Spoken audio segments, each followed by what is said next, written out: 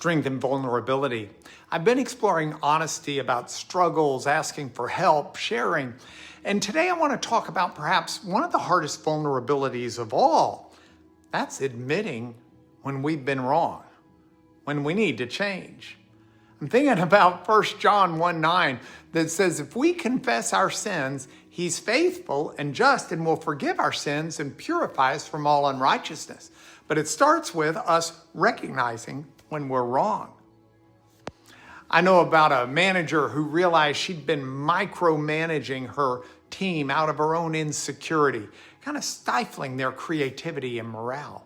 And the strong thing would have been to defend her leadership style. The vulnerable thing was calling a team meeting and saying, I've been managing from fear instead of trust. I'm sorry, I want to do better. Now, in that situation, her team didn't lose respect for her, they gained it.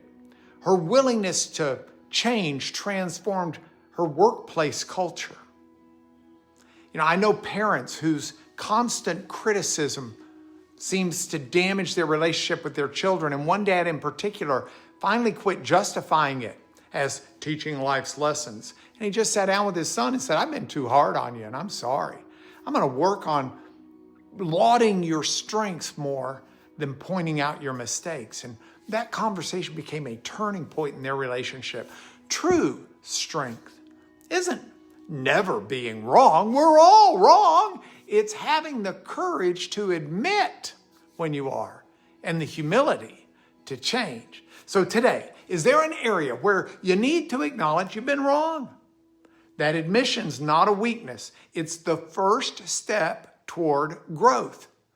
Because the strongest people aren't those who've never made mistakes. They're those who are brave enough to own them and change. Think about it.